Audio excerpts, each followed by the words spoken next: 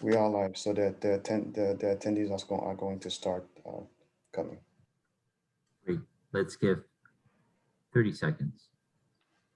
Oh, attendees are attending. Welcome, everybody.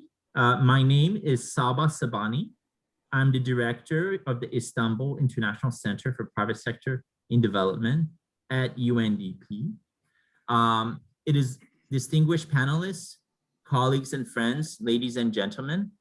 It is a pleasure to welcome you today at our event, Increasing Public and Private Investment for Gender Responsive Local Economic Recovery and Achievement of Beijing Plus 25 Commitment. We have a distinguished set of panelists, including our keynote speaker, Ms. Anita Bhatia, Assistant Secretary General and Deputy Executive Director of UN Women. Dr. Habibur Rahman, the Executive Director of Bangladesh Bank. Ms. Lisa Williams, Team Leader, Senior Policy Analyst, Gender and Development, OECD.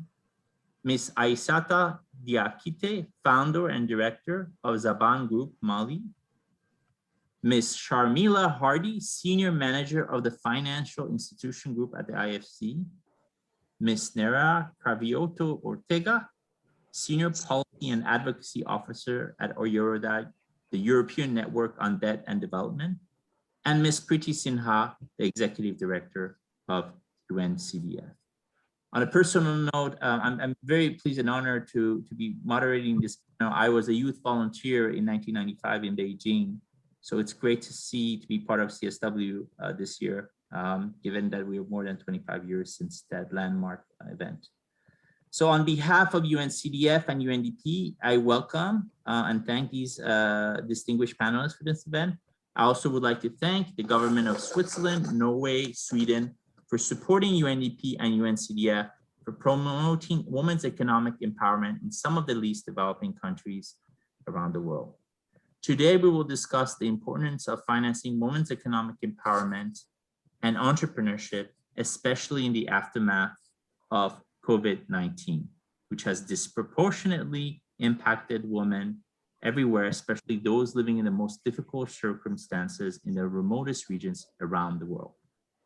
The event has two main objectives: to showcase examples and innovative practices on gender-responsive local development finance and SME finance in the aftermath of COVID-19, to discuss financing gaps for post-COVID-19 economic recovery in the context of SDG targets on women economic empowerment, and to provide key recommendations for a renewed commitment and a strengthened partnership to meet the financing needs. This is timely and important. Bringing structural transformation and eliminating entrenched patterns of inequality require us to move beyond business as usual.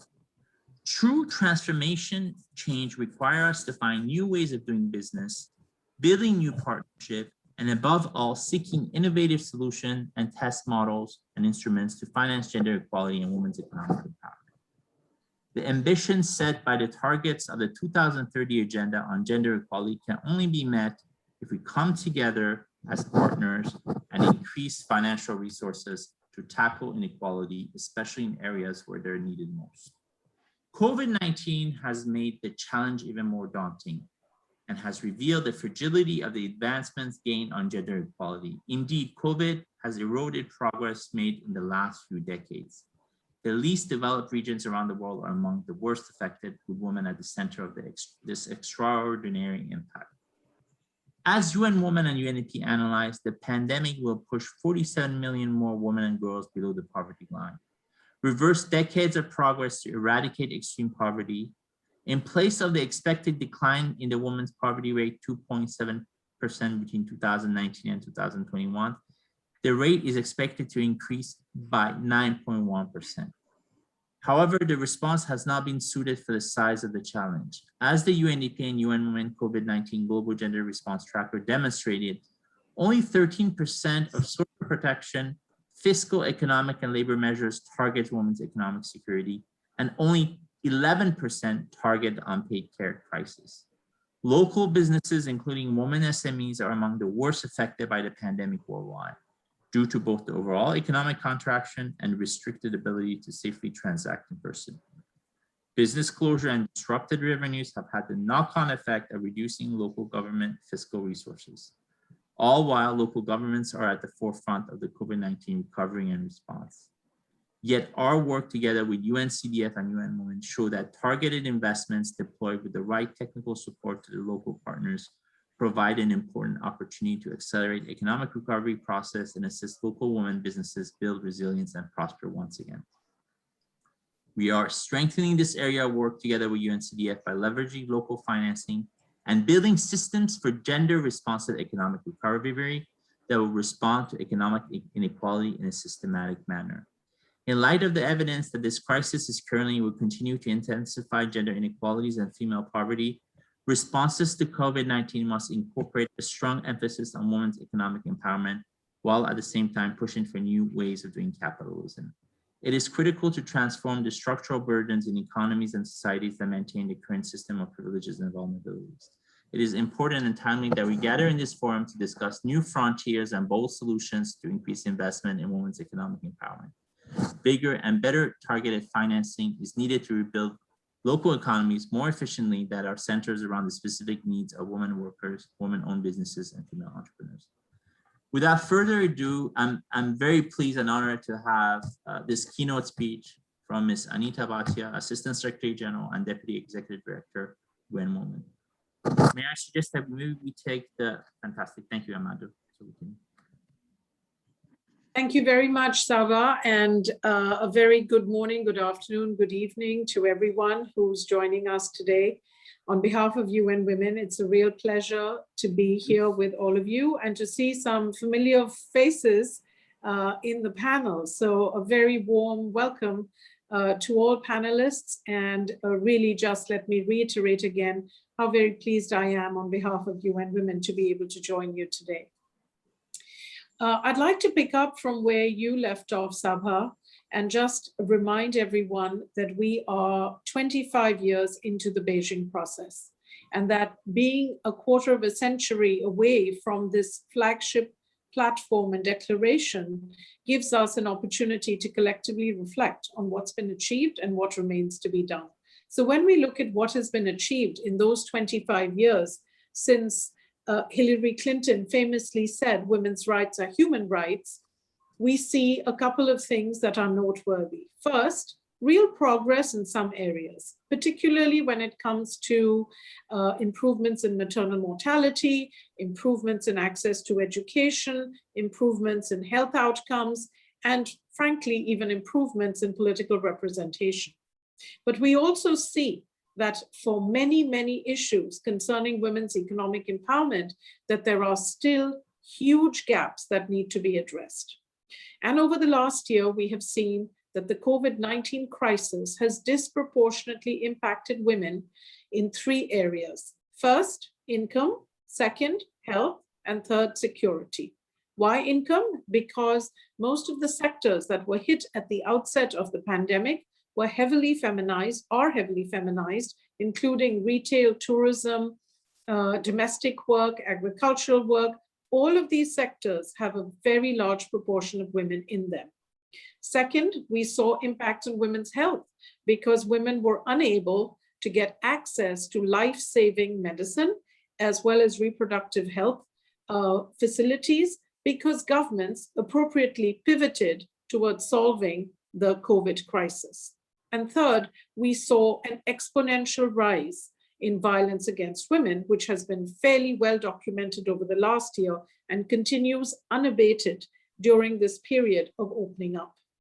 So because of these impacts on women, obviously there have been impacts and spillover effects from this on women's ability to productively participate in the economy.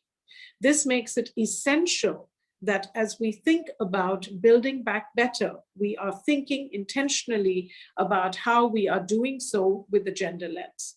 So I'd like to propose that in your discussion today, you think through a couple of issues that are going to be absolutely vital to ensuring that local economic development is in fact gender responsive.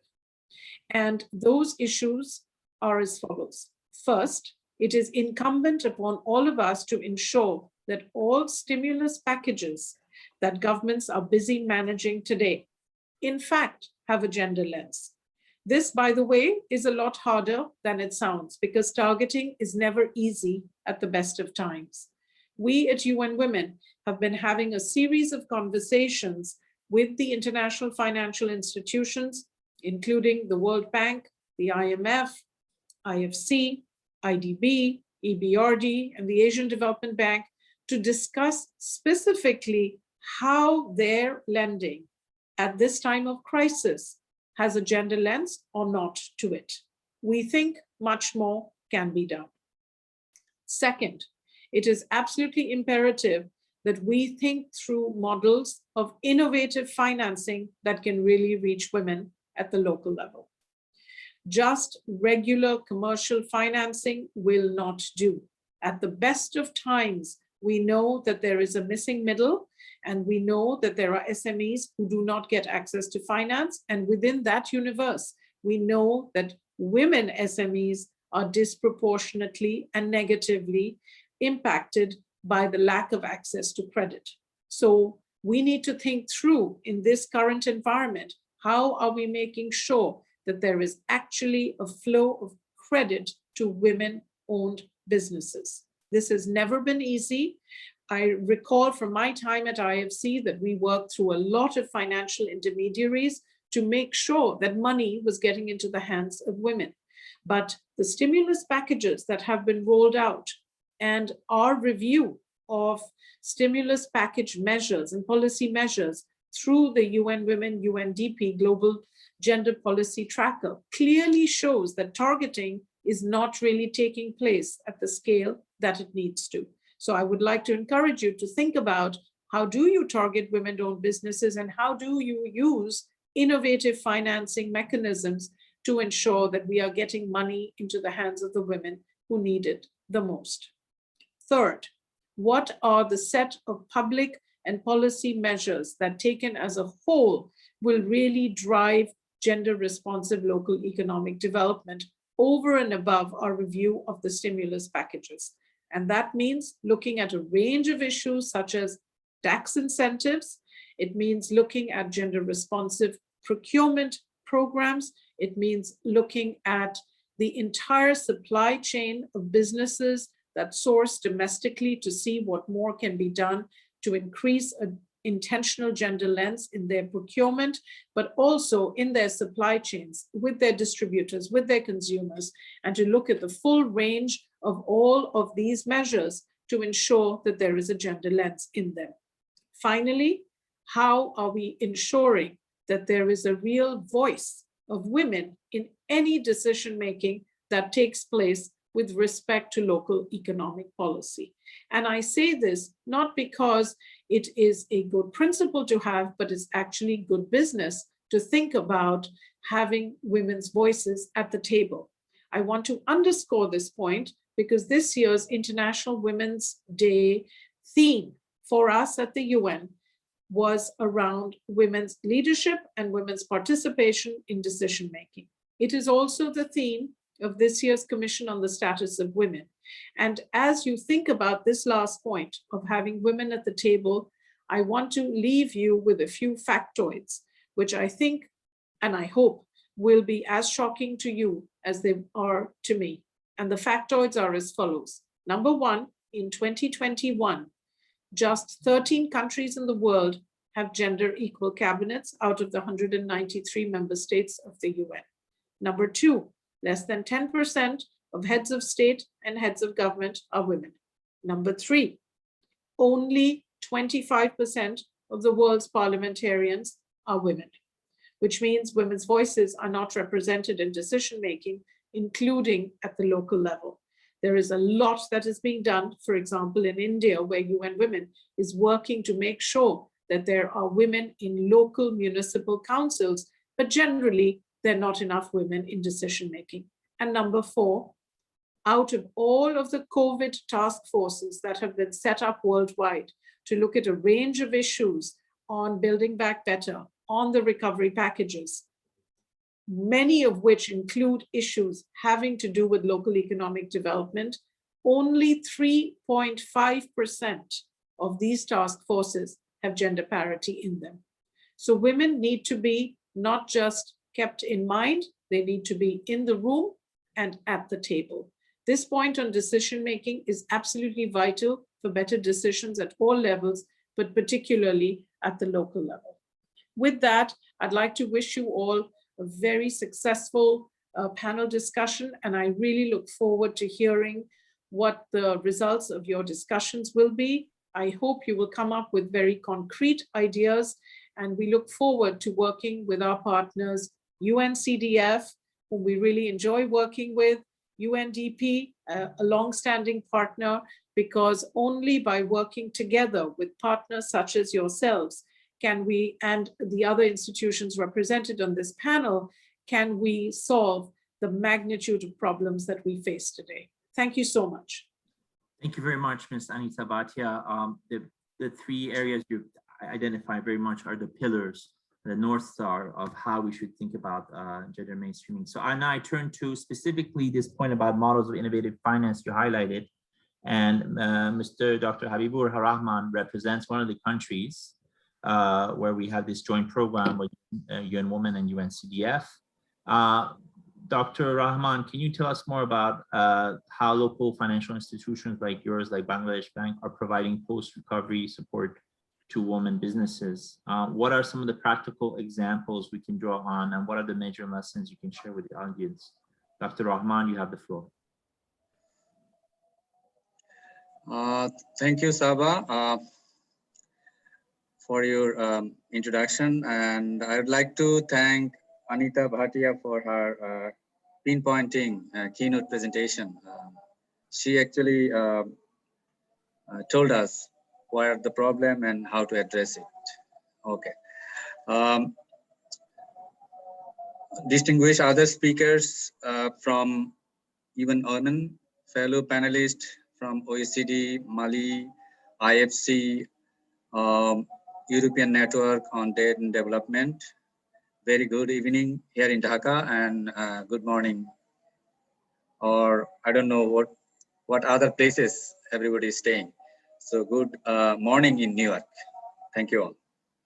It is my pleasure to participate in this side event on the margin of 65th session of the Committee of Status of Women. The subject, increasing private and public investment for gender responsive local economic recovery. I would rather say very timely and appropriate. When the whole world economies are trying to recover from the ongoing unprecedented and unexpected devastation from COVID-19 pandemic. The countries like ours are also trying to recover from the devastation. Like elsewhere in the world, the government of Bangladesh with the central bank of the country, that is Bangladesh Bank, had taken, also keep on taking many fiscal and monetary measures to recover the economy. To mention, to be specific, our government has announced a hefty stimulus package, which account for almost 4.5% of GDP to stimulate the economy. The target-oriented stimulus package recently introduced a credit guarantee scheme with the help of UNCDF. Also, several refinance credit lines and other facilities were offered. And I would like to focus on how the Bangladesh Bank, the central bank of the country, took policy measures in line with the government directives for SME, particularly for improvement of the women entrepreneurs.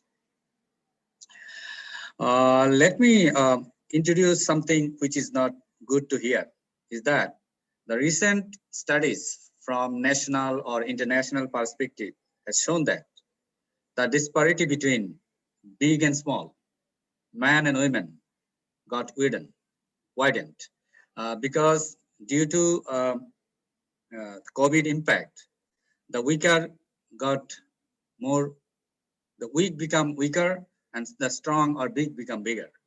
As a result, the impact is disproportionately affect the women, I would rather say, which was mentioned, rightly mentioned by Anita in her keynote presentation, hurting their income, hurting their health, and also security. Given the time limitation in mind, let me focus what we have done for small businesses, in particular for women development. The Fiscal and Monetary Authority of Bangladesh has given special attention to the development of CMSME. CMSME means cottage, micro, small, medium enterprises. To include large number of small enterprises, especially women enterprises, financial inclusion is one of the prioritized issue in Bangladesh Bank's policy.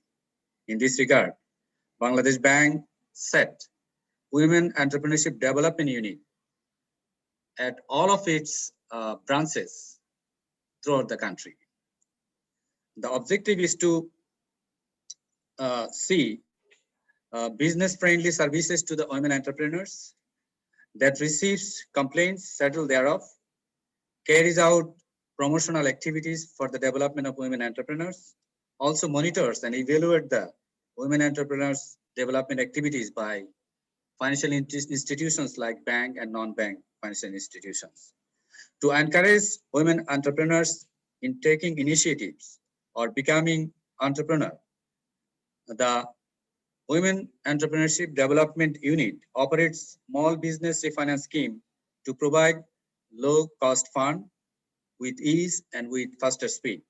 This unit is also entrusted with the responsibilities of promoting women entrepreneurship and supporting women entrepreneurs. Other than that, if I start with government's stimulus packages, I would like to mention that out of around 14.5 billion US dollar, the allocation for the SME was like 2.35 billion, half of which is supported by Bangladesh Bank refinance line, like 1.18 billion US dollar. Another 1.18 billion US dollar is under active consideration, which may come out very shortly.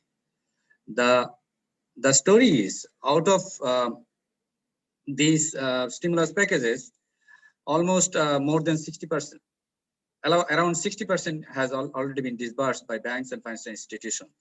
But the sad part is, most of which goes to the big units, the small, micro, and in particular, the women-led units got very small amount of that portion. Other than that, if I mention the other initiative taken recently after the COVID initiation is Credit Guarantee Scheme, which helped a lot to expedite or to take off the credit disbursement towards the intended small units and women entrepreneurs. It has been done after a pilot support program by UNCDF, and it was found effective that encourages banks and financial institutions in disbursing loans to SMEs. This crisis situation has transformed this credit scheme in our bank a complete unit, like a department of Credit Guarantee Scheme unit. Now, other partners like Asian Development Bank and World Bank are in discussion how could they be part of this initiative. I would like to thank UNCDF for coming up with this innovative idea to expedite credit program to the SME and to the women entrepreneurs. Other than that, I would like to mention few initiatives that we have already taken even pre-COVID time. In Bangladesh, under the Bangladesh Bank, we have actually reserved a particular, a specific portion for women out of the whole allocation for CMSME. It was 10%, and target is it has to increase in like 15% by 2024. And also the fund for small enterprise refinance scheme has been increased from 8 billion to 15 billion, which is Bangladesh Bank own fund. And then interest rate has been reduced. There has been simplification so that women can get loan without collaterals, without using their husband's assistance, kind of things. Also, there has been allowances for the comfortable grace period, and instruction is there to attract new women entrepreneurs so that out of 3, at least 1 can get out of training receivers. That means new entrepreneurs. And instruction has been given also all the commercial banks and financial institutions so that they can have a women dedicated desk to help them to address their concern or to address their queries and demand. And also very recently, Bangladesh Bank in January, we have introduced a lead bank guideline. That means recently it was done to develop lead bank guideline and to disseminate CMSME related information to the grassroots level through discussion, seminar, or like virtual meeting kind of things. The lead bank will also work for the implementation of government stimulus packages, BB refinance scheme, and women development entrepreneurship activities. Also, there are some instruction has been given to the banks and financial institutions so that their lending activities could be prioritized to women, particularly the new entrant who lost their jobs, who are in the verge of elimination from the market. Also, recently, we have addressed a resolution center to address women's anger, women's problem, or women's any complaint if they have with a hotline number. Thank you, Dr. Rahman. I'll be done in 1 minute. Okay. On the increasing investment for gender responsive local economic recovery, I would like to reiterate that it has become essential to embed gender gender focus in every aspect. It is also essential to gender responsive social protection system as well. In some cases, the women are too poor. Women are not that poor to qualify for the social assistance or social safety nets program, but they need some sort of help in other form. With this word, I would like to conclude here, and I would like to thank on behalf of Bangladesh Bank to UNCDF, UNDP, and UN Women for organizing this event. Thank you all. Thank you very much. I think it's important what you noted that this model of innovative financing has to be grounded in the broader sort of economic recovery policy. And, you know, you have places like Hawaii who've instituted a feminist sort of economic recovery plan. Now, I would like to invite Ms. Lisa Williams, team leader, senior policy analyst, gender and development at OECD, to sort of highlight some of these data analytics on development finance for gender equality and women's empowerment based on the work you're doing. Thank you very much. You have the floor. Thank you. Thank you very much to the moderator and all the fellow speakers, to the UNDCF and to CDF and to UNDP for having us here today. I'm very happy to just try to provide a little bit of an overview of some of the things that we've been thinking about, following on from the distinguished speaker who just finished, and then from some of the points from Anita as well about how it is that we can tackle this this crisis recovery situation in a more effective manner. I lead a team in the OECD Development Cooperation Directorate, and we support a network of senior officials working on gender equality in development agencies. And we try to work to improve their practices in a range of areas, and for some time have worked on ways in which we can do more to support financing for gender equality with official development assistance, so that type of funding provided by donors, and also through other forms of financing. And so today I'll take you through some of the figures that we track in terms of the overall contributions to development assistance.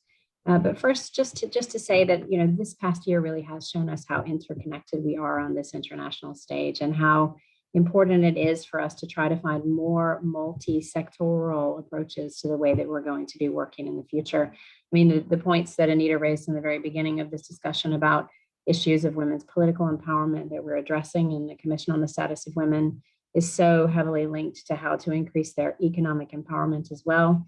And we need to be working really effectively to figure out how these different forms of financing at the more international flows level, in the economic stimulus packages, and at the local level with organizations, but also with local governments, we can actually make change happen for women and girls.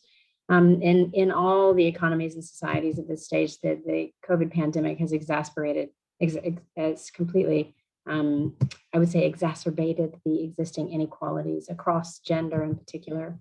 You, moderator, actually, you had referred, sir, to the $47 million in additional million women who will be going into poverty, and the fact that we are really, with the World Bank and others, understanding sort of the extreme situation that women will be facing and girls will be facing.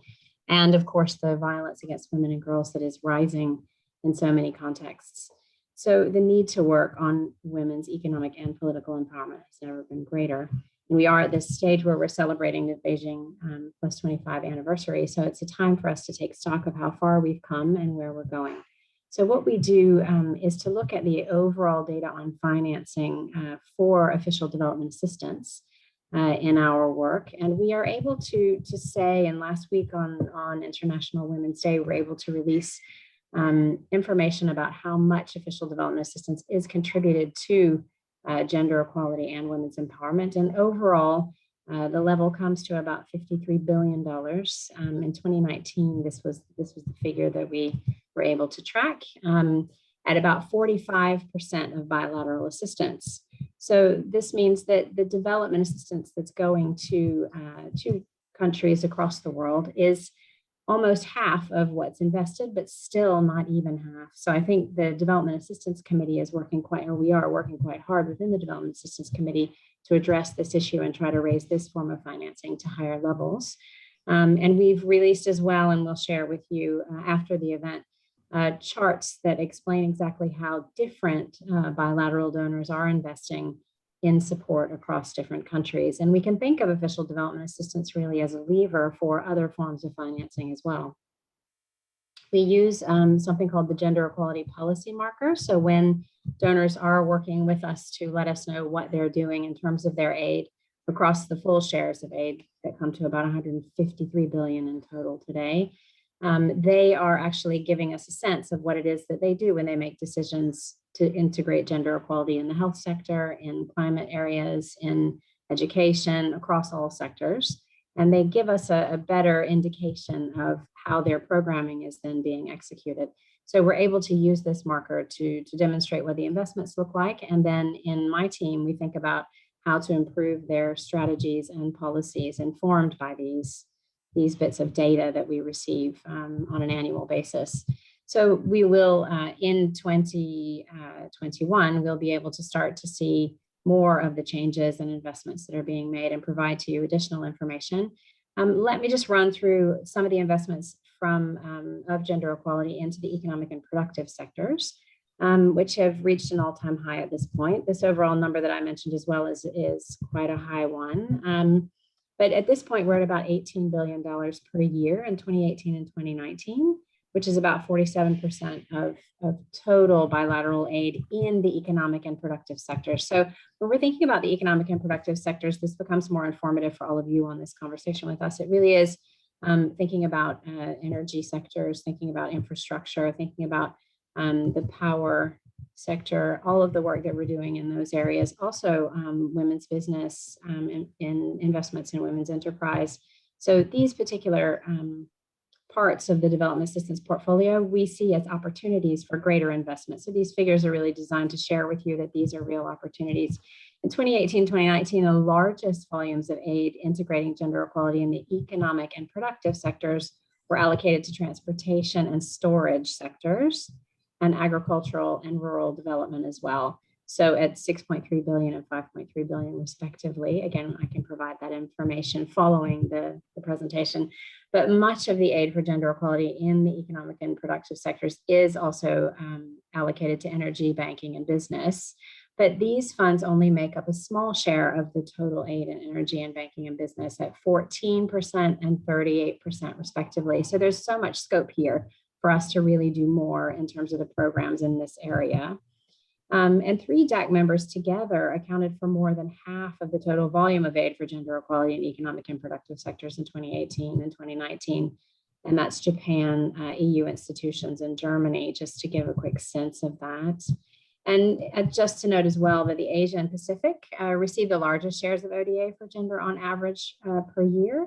And Sub-Saharan Africa received the second largest share of official development assistance for gender equality as well. So just to give you those overviews, I think it's time for us to think too about how these investments by the public sector of external actors working in countries can really be levered to support other forms of financing. So in our team, we're looking at ways to put financing to work for gender equality through gender lens investing, through other types of financing, which is what I think we'll be getting to more as other speakers come forward. But just to say that we're using the platform of the Gender Network in order to bring together foundations, private sector entities, other organizations, development finance institutions, to think with civil society as well about how it is that these partnerships need to come together to lever for greater financing, and also working with a team in UN Women on gender responsive budgeting and how to improve the work that's being done in that area and sort of bring these things together. What would be the advancement in practice in terms of what we could do? Even though we know that some private actors are increasingly recognizing the importance of gender equality, when we look at financial flows from private actors that have been mobilized by public development finance and are reported to the OECD, only 11% of those integrate gender equality. Looking at private philanthropy, for instance, 31 private foundations report their financial flows and the extent to which these flows address gender equality to the OECD. Out of this, 25% of foundations' financial flows in developing countries integrate or indicate gender equality as being part of this. So this data also motivates us in the direction of more collaboration. There are clear opportunities to engage much more in the private sector and with governments themselves.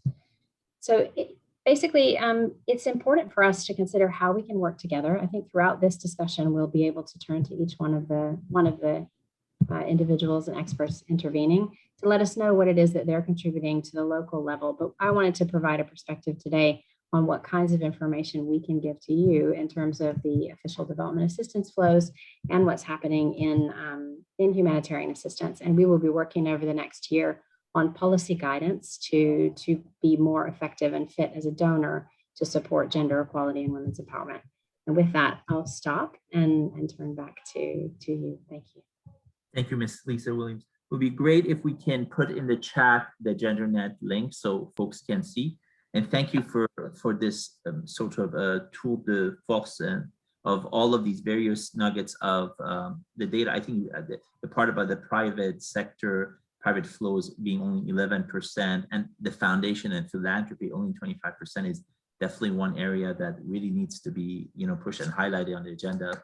Rhetoric is one thing. There's a lot of rhetoric, but the actual where the financial flows go. Thank you for your time. And thank you. And now I give floor to Ms. Madame Assiata Diakité, who's the founder and director of Zaban Group Mali, to talk about the impact of COVID-19 on local women businesses like Zaban and how public and private investment can help rebuild female entrepreneurship, drawing on her experience in Mali. She'll be making her remarks in French. Madame Diakité. Yes. Okay, hi everyone. Et bonjour à toutes et à tous. Donc moi, je suis Aïssata Diakité. Je suis ravie d'être là et c'est un honneur. Je tiens vivement à remercier l'UNCDF pour l'invitation et ainsi que tous les participants qui ont déjà développé leur exposé. Donc moi, je suis malienne, donc je suis née au Mali, mon entreprise même est basée ici au Mali. Donc je suis la fondatrice des Zaban Holding, qui est une holding spécialisée dans l'agroalimentaire équitable. Et je suis issue de la diaspora malienne, donc j'ai fait toutes mes études supérieures en agroalimentaire en France et j'ai eu à travailler aussi dans ce domaine-là avant de venir créer mon entreprise au Mali.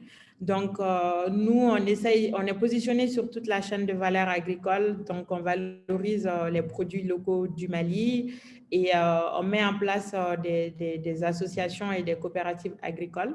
Donc, on produit des jus. Par exemple, sur mon bureau, j'ai un échantillon de jus qu'on produit, qu'on vend sur le marché local et qu'on exporte aussi sur le marché international. On fait aussi des tisanes et ces produits-là, on l'a développé grâce à un partenariat qu'on a eu et l'appui de l'UNCDF, un PPP qu'on a porté courant 2020. et dont l'objectif, c'était de travailler sur l'autonomisation des femmes dans la région de Mopti. Le Mali, c'est un très grand pays et dont le nord a beaucoup de problèmes et le sud aussi est un peu touché. Donc, nous, on a travaillé au cœur du Mali avec l'UNCDF donc, sur 3 filières agricoles, et donc hibiscus, quinqueliba et tamarin. Et donc, on a développé plusieurs gammes pour le marché local et aussi pour le marché international. Donc, aujourd'hui, en termes de structuration de la chaîne de valeur, on compte environ 50 000 petits exploitants agricoles à travers tout le Mali.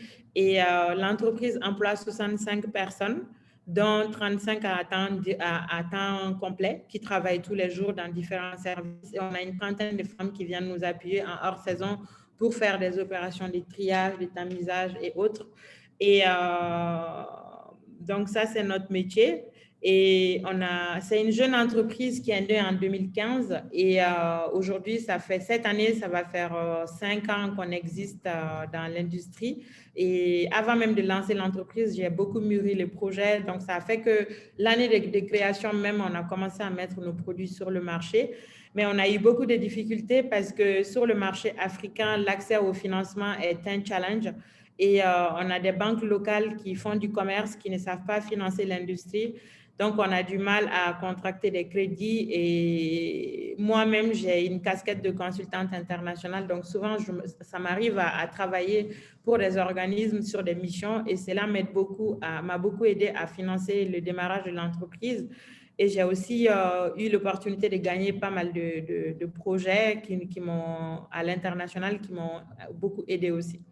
Et donc, très concrètement, il y a eu la crise de COVID 2020 et aujourd'hui encore la crise elle est là, elle est présente dans nos activités et dans le pays et parce que tout simplement le Mali c'est un pays enclavé, un pays fermé et où l'accès au financement est difficile, où on a des challenges pour le capital humain dans nos entreprises. On a aussi des challenges de croissance et de passage à l'échelle avec nos entreprises par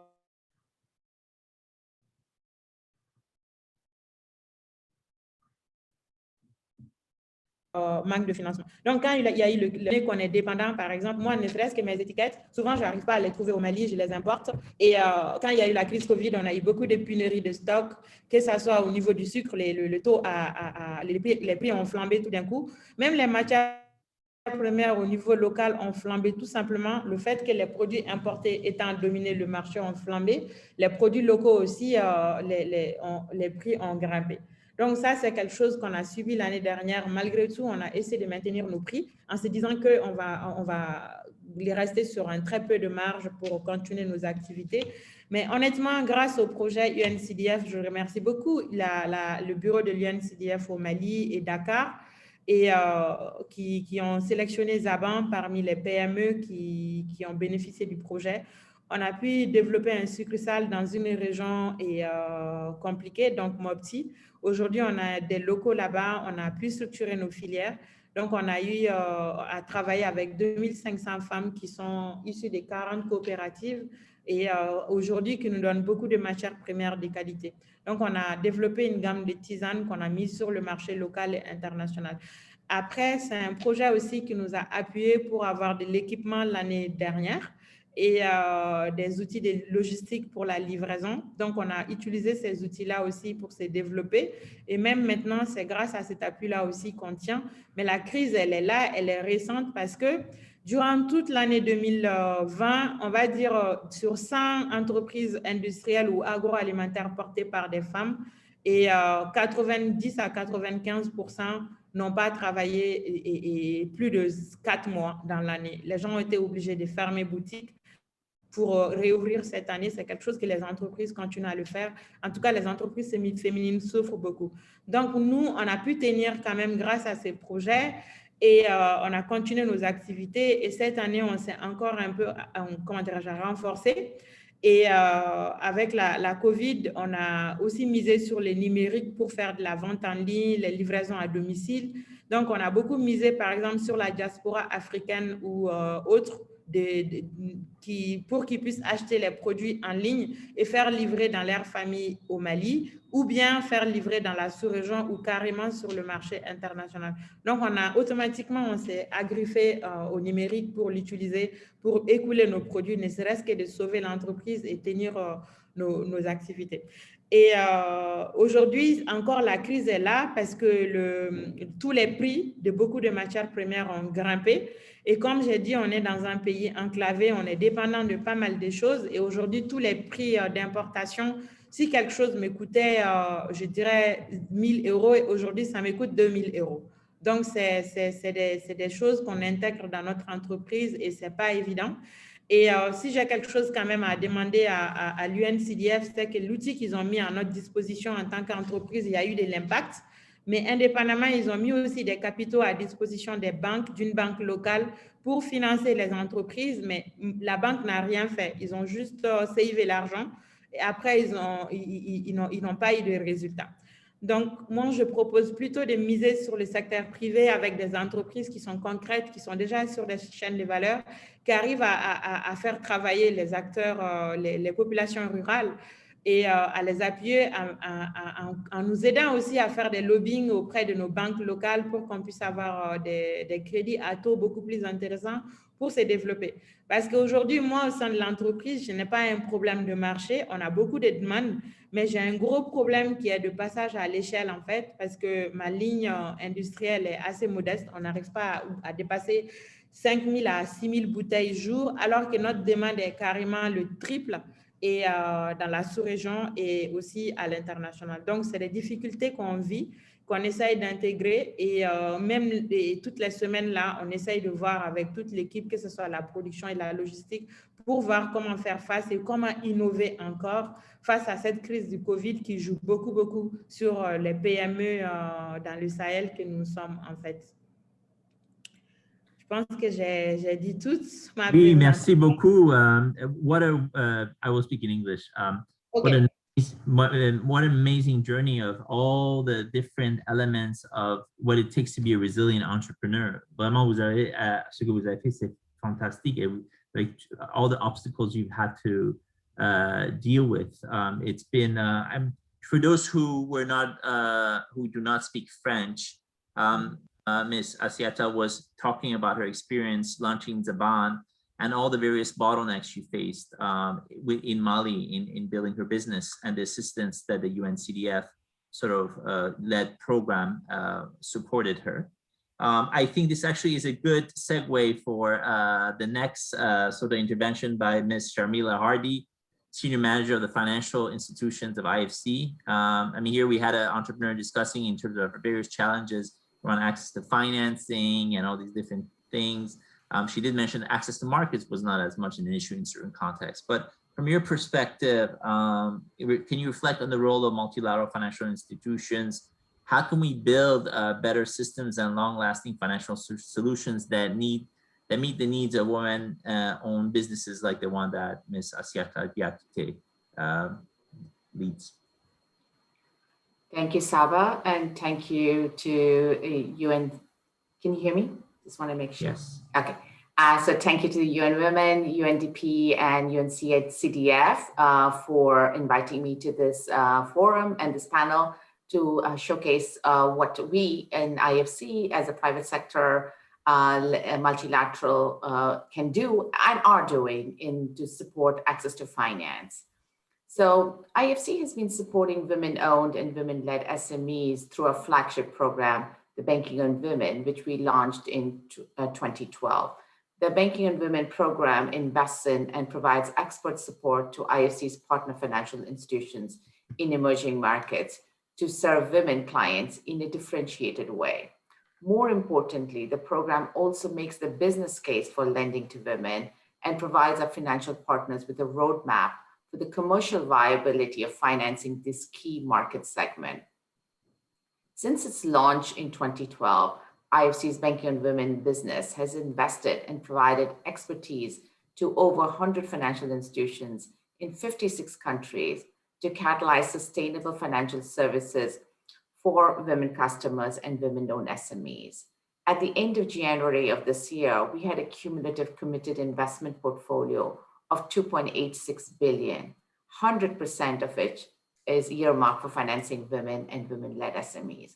While this is indeed a great achievement, what keeps me and my team humble is that the financing gap for women SMEs is 1.5 trillion.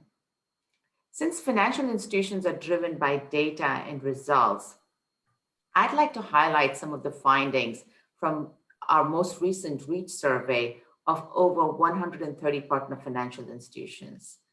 NPLs for portfolios of women SMEs were 3.7%, whereas NPLs for the aggregate SME portfolios were north of 5%. So this really basically proves that it's a myth that women are more riskier customers.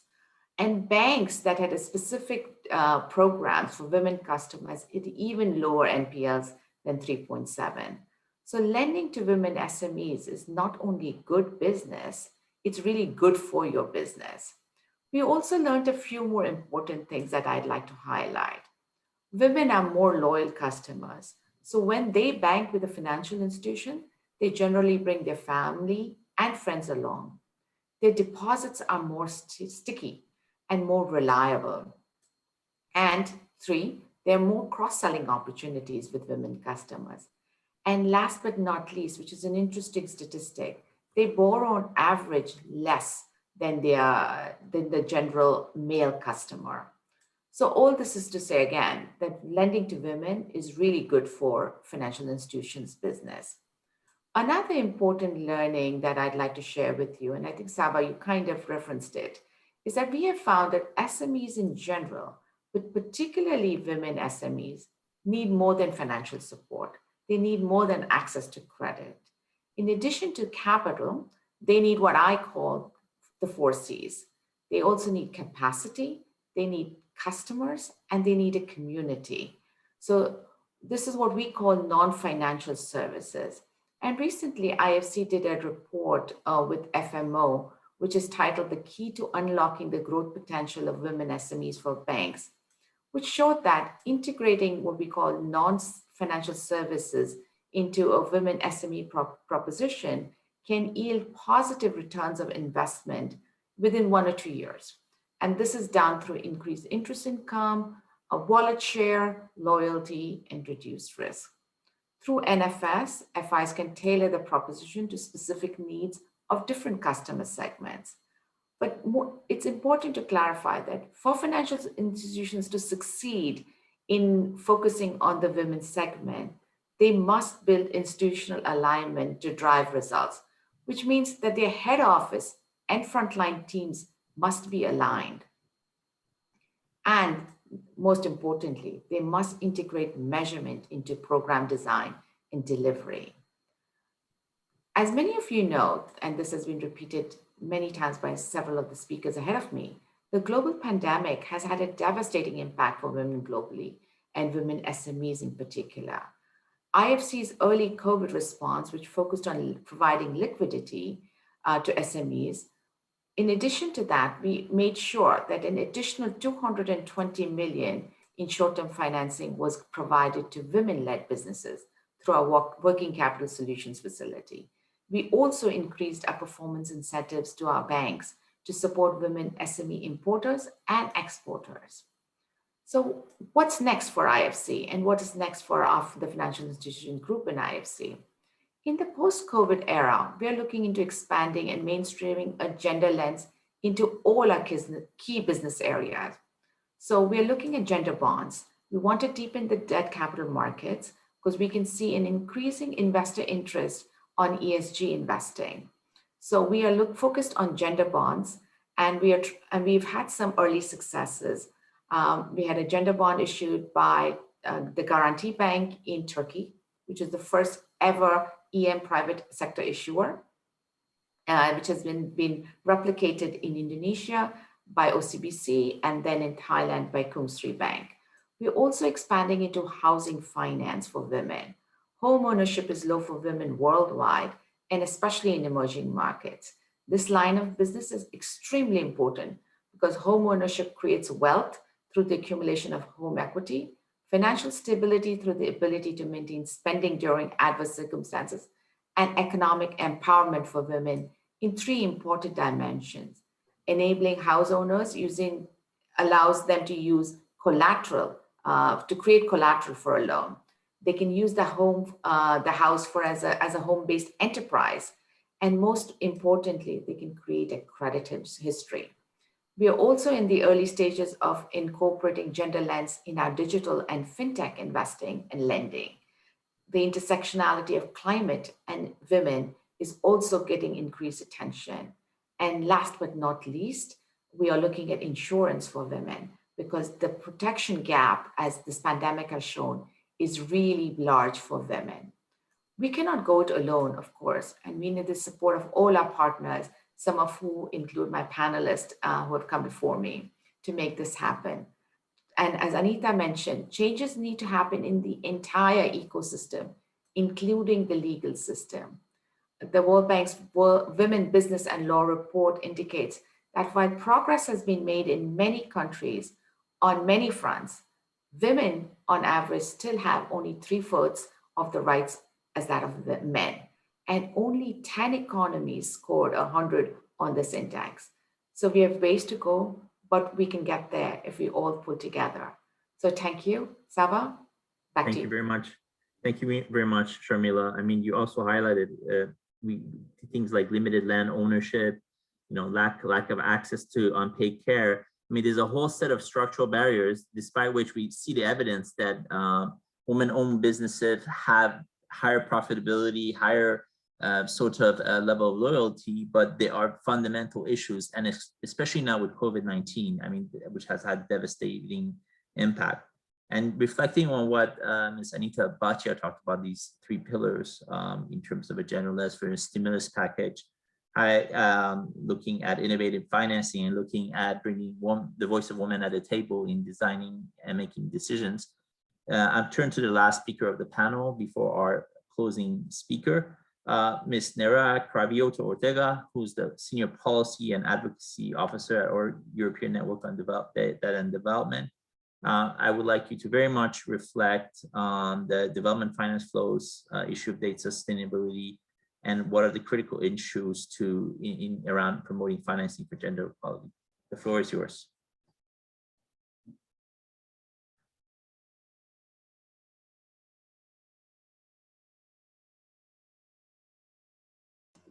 I think you're muted. There we are. Yes, we cannot hear you.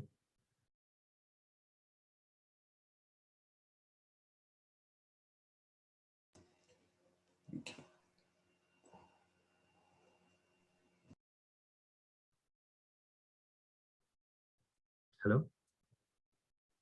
Yeah, sorry. Since I was sharing the screen, then I was not finding the micro. Sorry for that. So I was starting by saying thank you to UNCDF and to UNDP for this opportunity. I'm gonna go back to the presentation. So basically, what I will provide with this presentation is a perspective on a gender responsive building back better from a development finance point of view. So I don't need to say much about the health crisis that has been followed by a social and economic crisis following the lockdowns that has been deepening the pre-existing inequalities, including gender inequalities. And with the pandemic, what we have seen as well is a serious drop in commodity prices, record-breaking capital outflows, and a crumbling of demand export. There's been a threat to people's livelihoods, including women and girls' livelihoods, with tens of millions of poor rural women who rely on farming to earn a living having faced restrictions to access the fields. Lockdown measures also having a devastating impact on the 740 million women who are working on the informal sector, and the poverty poverty has been also rising for the very first time in many decades. And estimates are saying that 500 million people could be pushed into poverty by the end of 2021. In this context, the capacity of developing countries to face this crisis is limited compared to what we have seen in developed countries. They are lacking the monetary, fiscal, and administrative capacity to respond to the crisis, and they are facing at the same time mounting debt payments. The combination of these facts is halting their progress towards achieving the SDGs targets and Beijing 25 commitments. So for us, this strategy of building back better needs to be feminist and should include structural changes that allow this building back better. And what do we mean by building back better and being feminist? It's a building back better that is more equal, more caring, it's greener and cleaner for the economies and societies of the future. This transformation should be partly based on refocusing finance, not only towards a global Green Deal, but also towards a Care New Deal. And this is nonetheless impossible without sufficient financing for gender-responsive public services and without enough resources for universal social protection programs. And thus mobilizing the financing will require resolving the renewed debt crisis, providing sufficient and adequate gender-sensitive development finance, and it was very interesting to hear the gender Nat speaking on that, and delivering tax justice. With this slide, what I would like to outline is some elements to consider in development financing to design and implement a gender-sensitive policy response to the COVID-19 socioeconomic crisis. Development finance should be supporting the rebuilding of public systems that allow for an efficient and equitable response that specifically deals with addressing gender inequalities. And in this sense, for us, it's important that donors and IFIs provide unconditional concessional finance in an ambitious way and therefore that neither creates an aggravated situation of unsustainable debts in the future. And in this sense, for example, grants are to be preferred to loans and prioritize. This new finance, together with further long-term finance for recovery and reconstruction, should be free of economic policy conditionality. And also in order to be able to address the underlying systemic drivers of the crisis, including gender inequalities, if IFIs will need to shift the development finance agendas away from austerity measures and market-friendly reforms. And this includes privatization, including of public services through public-private partnerships, the regulation and trade liberalization, which have contributed to countries' vulnerability to exogenous economic shocks, and with women and girls more impacted. With this slide, we are looking more concretely into blended finance. And why? Because in the last years, we have blended finance has been often presented as a key means of implementation for the SDGs, aiming at leveraging funding from the private sector to intervene in the service sector, including basic services. And there are other instruments as well to play this role, such as PPPs. Blended finance is getting more and more adherence, and yet the evidence on its financial additionality and development impact is still limited. For us, a feminist approach to blended finance exposes the challenges in using blended finance to incentivize better development outcomes through private sector engagement. And here I would like to highlight three elements. It's important to take into consideration the opportunity cost of using blended finance. And why? Because for every dollar or euro invested in blending, there is an euro or dollar taken away from other uses. If private sector actors are to receive the benefit of public subsidy through blending, they should be required to ensure that the farthest behind, and women and girls in particular, are the first to benefit from these blended finance projects and initiatives, in line with the ambition of the Agenda 2030 and the Beijing 25 commitments. Yet the past evaluations show this has not always been happening, with some major blending facilities relied mainly on trickle-down assumptions rather than on concrete plans to reach the poorest. And third, the complex realities of marginalization, and notably that of women and girls, but not only, must be fully factored into all the stages of blended finance project life cycle, including the very initial decision on whether to use blending at all. Or otherwise, there is a risk that the blended finance could leave some people farther behind than ever before. And just as some closing remarks, whatever mechanism is used, blended finance, PPPs, the financing of services should be assessed for their ability to ensure cost effectiveness, accessibility, and quality gender transformative services. There is a need to increase the ownership of development projects implemented and the steps and how they are implemented, including the identification of priorities and in which type of funding. Also, if blended finance is just to be the optimal finance method, donors and development finance institutions should put in place all the necessary measures to ensure that blended finance fulfills human rights obligations, including obligations on women's and rights and girls' rights. And last but not least, the commitments on gender equality and women's rights are a state responsibility and cannot be transferred to private companies. Thank you. Thank you very much. These are very important points. I think that it provides sort of the pillar. We have the pillars from Anita, and we really have to have the basic foundations. You know, a right-based approach and safeguards are a critical operating North Star in terms of how we think about this. Secondly, also, we have to think about a cascading set of decisions where we look at public priority, public delivery, and then where there's an absence, if not, then you look at alternatives. I think the third thing is often when we talk about the private sector, we always think about just, let's say, the profit maximizing part of it, but you also have nonprofits with earned income strategies, you know, especially in the education and health sector that do cross subsidization, or you have social enterprises and others. So we have to be very clear who is suited with the right business model. You know, and I think fundamentally, as you mentioned, is and also Anita mentioned, is women have to be the drivers and the actors, the protagonists of this change. If they're not part of it in every step of the way as a proactive actor, then we know all of the other elements will not come as well. So this segues well, thank you very much. And Nasser, this segues well very nicely into the closing report by Ms. Preeti Sinha, the new Executive Director of UNCDF. We're very honored and delighted to have her in this new leadership position, and we look forward to hearing her thoughts. Thank you very much.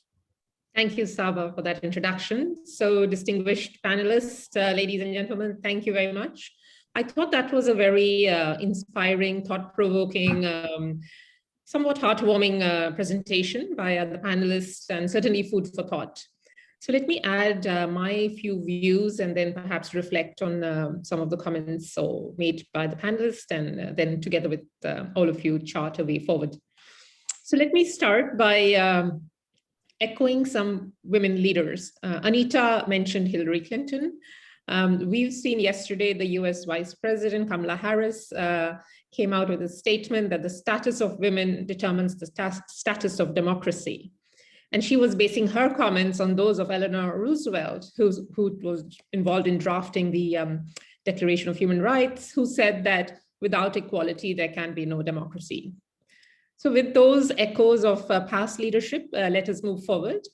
I'd like to thank in particular the governments of Switzerland, Sweden, and Norway for supporting some of the work that UNDP and UNCDF are doing in partnership with UN Women. So here, I guess, in terms of United Nations, we are represented by these three agencies. Also very happy to work in very close collaboration here. So I'm not going to perhaps reflect on the economic status and situation that we know, other than to say that we did, as UNCDF, we did do a survey of 2,500 SMEs. This was a pulse survey. And of course, we came up with all the facts we could expect: reduction in business capacity, reduction in annual revenue, laid off staff, and you know, the women-led SMEs laying off more staff and having less resources. So let's move on beyond that to say that we at CDF, we focus on LDCs. So the 46 LDCs, the frontier markets are where we try to make an impact. And it was so delightful to see Madame Asiata. Bonjour. Merci beaucoup pour votre présentation. Thank you for your presentation. and in particular the SMEs within the LDCs. So that's been our focus. As you know, CDF was given the mandate to do grants, TA, loans, and guarantees in 1966, which was very forward thinking at that time. And we hope, to realize that mission by helping more businesses like Madame Asiata's Zaban. Just to maybe go into some specifics, we run, and my colleague Samina Anwar is on the call as well. So in Senegal, in collaboration with FONSIS, which is Senegal's sovereign wealth fund, we've established something called WE Fund, which is Women Economic Empowerment Fund, which provides recovery support through grants to growth-oriented women-owned SMEs and gender-responsive businesses. So the point being here that while we mobilize global capital, in that sense, the role of OECD, IFC, the UN as well, are all very important. We also want to see if there could be pockets of domestic resource mobilization. And in this case, FONSIS came forward. So we have a fund, we try to use that together. And of course, we need to grow it for sure. But that's one vehicle, perhaps where we could focus, and together we could grow that. So it's the V Fund, and happy to provide more details. Another fund along the lines. So the first fund I mentioned perhaps focuses more on local infrastructure development and SMEs involved in that. Then we also focus on digital economies. Again, thinking that the digital phone access can help businesses.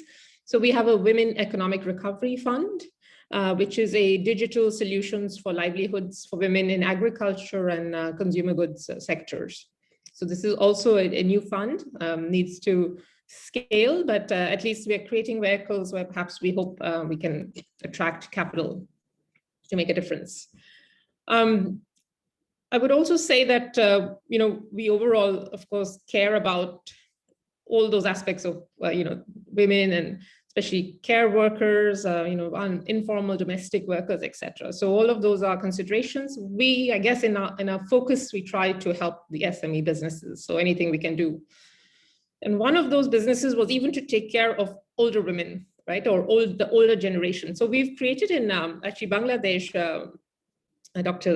Habibur, a geriatric care education and training center in Manikganj, where we provide non-medical specialized caregiving skills services and employment to women and men in Bangladesh. So, we're supporting this. The idea there being is that older women also have care, and then it also provides economic opportunity for women to be in the care industry in a formal job.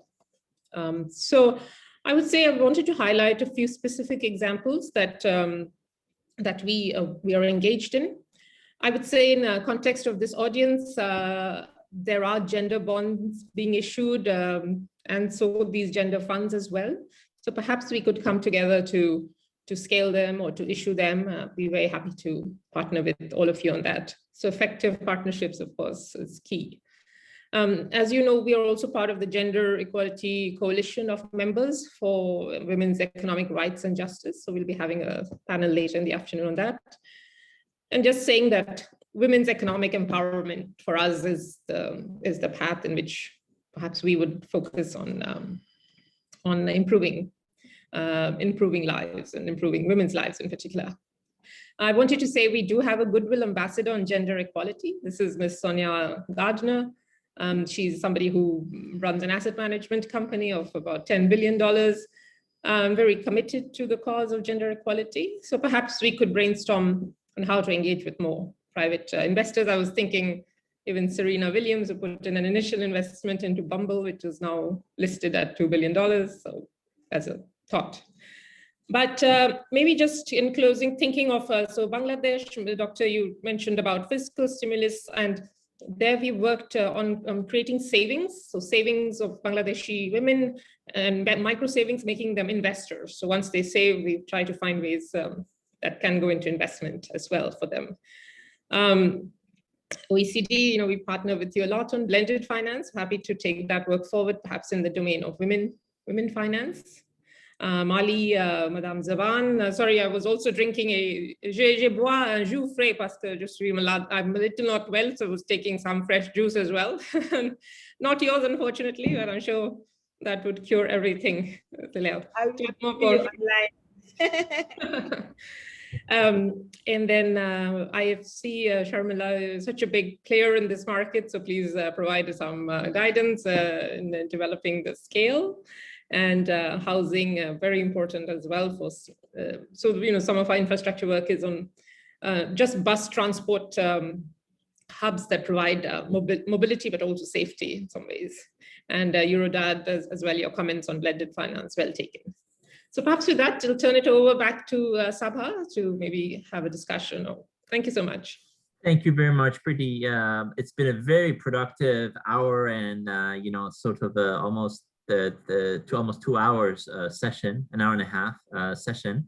I think we've had a rich set of questions. It'll be very useful if we can summarize in a report highlighting some of the resources that were provided, some of the key statistics, and then framing as a sort of call to action in terms of some of the areas that have been pointed, including, for example, our speaker from Eurodad, in terms of how we need to ensure that all these activities also are in the context of safeguards and also rights-based approaches. I think that as we're coming to this end, I do not see any questions on the chat. We might have, I don't know, I don't see anything, but perhaps we can just close for today and then hope to see each other at the next CSW with some concrete sort of initiatives that have been launched since then with the partners and the work that we've been doing collectively scale in between UN Women, UNDP, and UNCDF. So thank you. Thank you, everyone. Great. Thank you. Thank you very much. Thank you very much. Bye. Thank you. Thank you, everyone. Bye. Bye. Thank you. Bye-bye. Excellent. Great working with all of you. Thank you.